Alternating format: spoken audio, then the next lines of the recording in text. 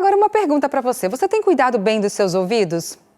Muitos de nós temos dúvidas ou fazemos até mesmo a limpeza dos ouvidos de forma errada.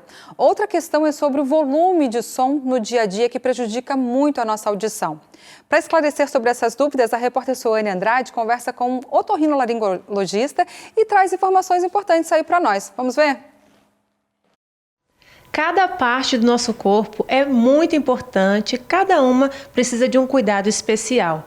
E em falando dos ouvidos, a gente realmente precisa se atentar para não sofrer problemas maiores depois. Recentemente na internet nós vimos esse caso de uma pessoa que teve um inseto adentrando na parte do ouvido e foi realmente uma grande dor de cabeça. Mas para a gente cuidar melhor dos ouvidos, entender como tratar melhor desse órgão, a gente está aqui hoje com a doutora Rose Marçal, ela que é médica otorrinolaringologista e vai trazer dicas importantes para você que está assistindo a revista Novo Tempo. Doutora Rose, obrigada por estar com a gente. Primeira coisa a falar exatamente sobre esse caso que foi veiculado aí há pouco tempo na internet. A gente está ali e de repente um inseto entra no nosso ouvido, pode ser na rua ou até em casa dormindo. A senhora tem atendido alguns casos assim? Como proceder nesses momentos, doutora?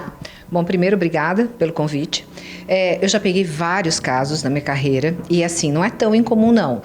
As crianças costumam colocar mais objetos, assim, não inanimados, né? Milho, feijão. Mas isso de entrar insetos é uma coisa que pode acontecer e pode acontecer com todos nós. Dormindo, às vezes numa reunião, pode entrar alguma coisa e deve ser desesperador. Essa é uma das grandes urgências que nós temos. É lógico que se isso acontece e você está num grande centro, você tem suporte, vá direto a um hospital onde tem um suporte de otorrinolaringologia. Se não tiver, uma das coisas que você pode fazer de imediato, pelo menos para acalmar a sensação de um bicho andando dentro de você, é colocar óleo. Porque o óleo, ele mata o que tiver lá dentro, né? Não que você vai tirar o animal ou o inseto com o óleo, mas pelo menos vai matá-lo, né? Vai parar de se mexer, o que já é uma coisa boa.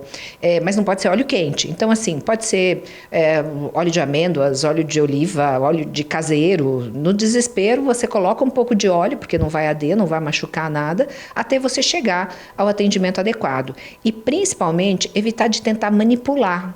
Porque se você ficar cutucando, pegar uma pinça, sabe? Tentar colocar caneta. Já vi pessoas tentando com tampa de caneta, coisa assim. Você acaba machucando, inflamando e depois dá mais trabalho ainda para tirar.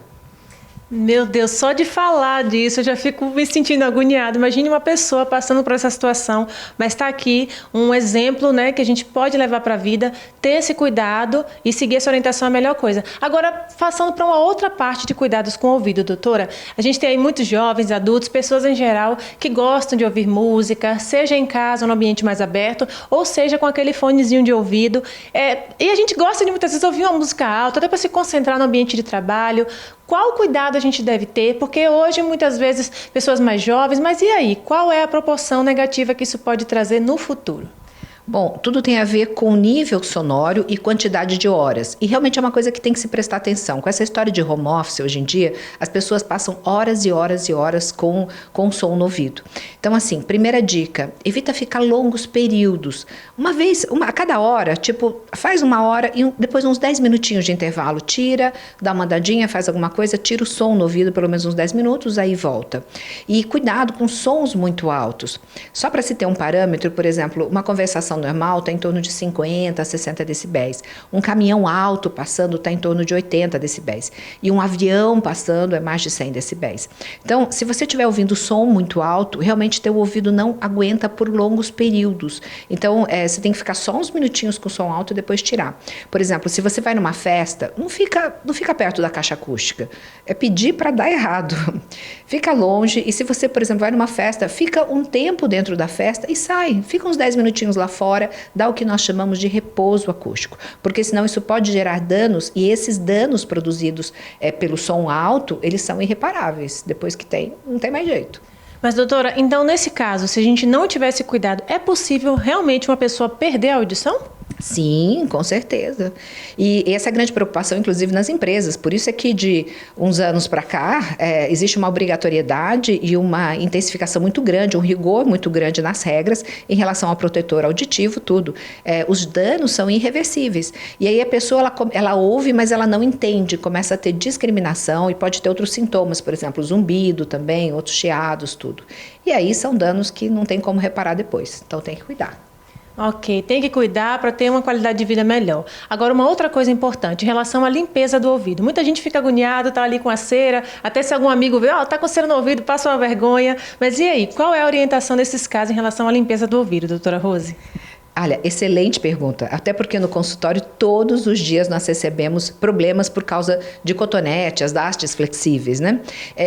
Gente, limpeza é só por fora, não introduza nada dentro do seu ouvido. O certo de limpar é só com toalha, pega a toalha, limpa, ou se quiser usar essas hastes flexíveis, só por fora. Tem que lembrar que cera é a melhor proteção que nós temos no ouvido. Ela mata bactérias, ela nos protege de vento, de poeira, de infecções e também, nós temos também que lembrar que o nosso organismo ele tem um sistema natural de limpeza.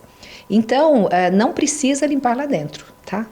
Tá bom, doutora, só para encerrar esse assunto que é muito importante, tem muito pano para manga, em relação a ir ao otorrino, a fazer essa limpeza, de quanto em quanto tempo a gente deve realmente procurar o profissional?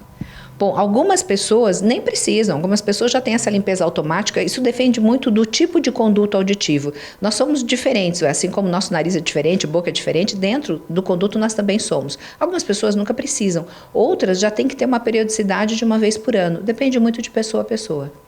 Ok, doutora Rose, muito obrigada. Foi excelente a sua orientação e eu tenho certeza que você aí de casa realmente percebeu a importância da gente se atentar a esses detalhes e a gente se ajudar e ajudar outras pessoas. Nosso objetivo é que você tenha saúde e qualidade de vida, é para isso que a revista está aqui.